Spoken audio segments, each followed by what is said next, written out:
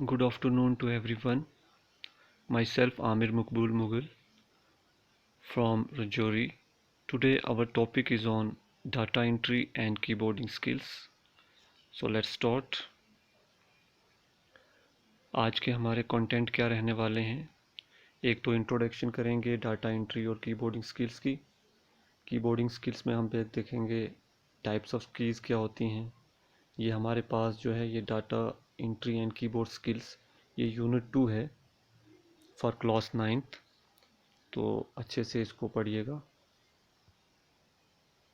Introduction में अगर हम देखें क्या है, in order to enhance operational skill in the use of computers, knowledge of efficient and effective keyboarding skill and typing ergonomics has become inevitable today. ये कह रहा है कि अगर हम ऑपरेशनल स्किल्स की बात करें तो जिस तरह से हम कंप्यूटर का इस्तेमाल कर रहे हैं अपनी नॉलेज को और ज़्यादा बेहतर करने के लिए कंप्यूटर के अंदर हमें कीबोर्डिंग स्किल्स की ज़रूरत पड़ती है, या फिर हम कह सकते हैं टाइपिंग एर्गोनॉमिक्स की ज़रूरत पड़ती है कि किस तरीके से हमारी टाइपिंग जो है वो अच्छी हो जाए। With consist sincere effort and controlled environment we can master keyboarding skill and acquire high speeds. अगर हम देखें कुछ ऐसे सिंसियर एफर्ट करके, कुछ ऐसा इन्वायरमेंट अच्छा बना के, या फिर मास्टर कीबोर्ड स्किल्स के ज़रिए हम अपनी स्पीड्स को ज़्यादा अच्छा बढ़ा सकते हैं, अपने कीबोर्ड स्किल्स को अच्छे से मेंटेन कर सकते हैं। Keying data into computer quickly and accurately दस बिकम ईजी। और अगर हम ऐसा करेंगे, अगर हमारी स्पीड अच्छी हो जाएगी तो जो भी डाटा हम कंप्यूटर के अंदर इंटर करेंगे वो बहुत जल्दी से और आसानी से इंटर कर सकते हैं। तो ये एक इम्पॉर्टेंट चीज़ है कि किस तरीके से हम अपनी टाइपिंग स्किल्स को ज़्यादा बेहतर बनाएं।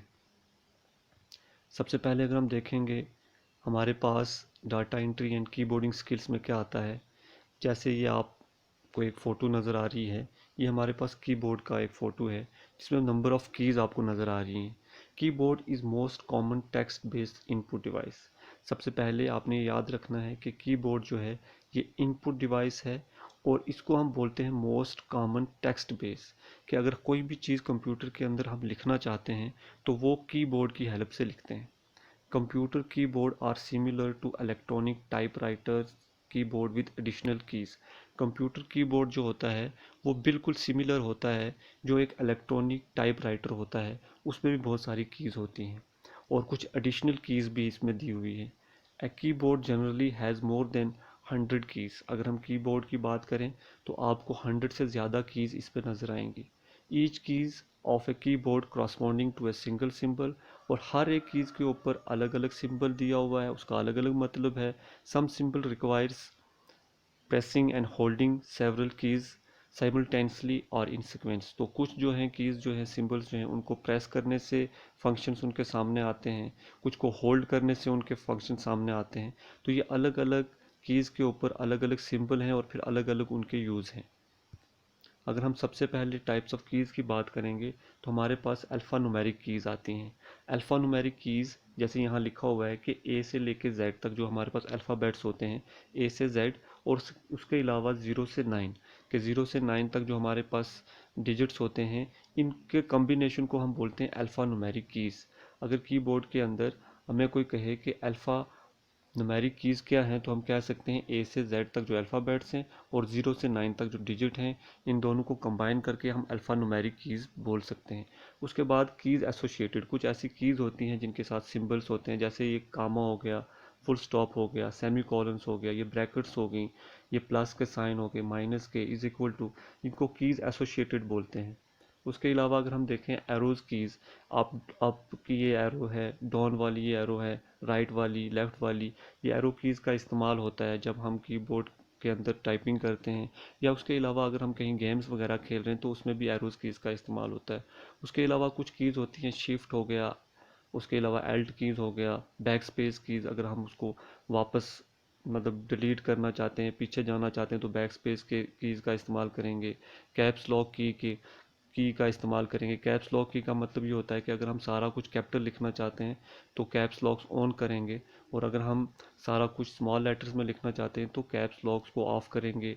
उसके बाद कंट्रोल कीज़ होती है, ये कंट्रोल करता है कि बहुत सारे फंक्शंस को। उसके अलावा डिलीट की और बैक स्पेस की में ये हमारे पास डिफरेंस है कि डिलीट की में हम एक ही बार उस सारी चीज़ को डिलीट कर सकते हैं, और बैक स्पेस की में हम एक एक वर्ड को जो है, एक एक लेटर को है जो हम डिलीट कर सकते हैं।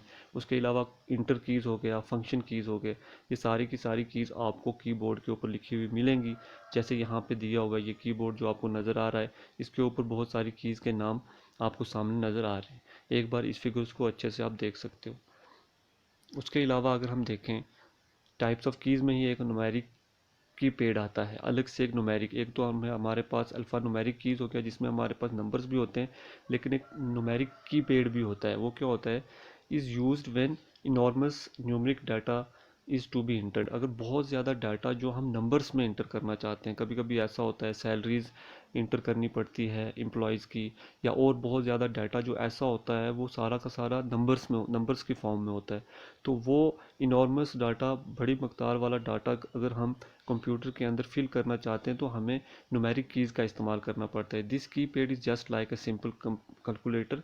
ये साइड पे आपको नज़र आएगा और ये इसकी शक्ल बिल्कुल कैलकुलेटर की तरह मिलती है। It contain number 0 to 9। इसमें हमारे पास नंबर होते हैं 0 से लेकर 9 तक। उसके बाद एडिशन प्लस वाला साइन होता है, सब्सट्रैक्शन माइनस वाला साइन होता है, मल्टीप्लिकेशन वाला साइन होता है, डिवीजन वाला साइन होता है।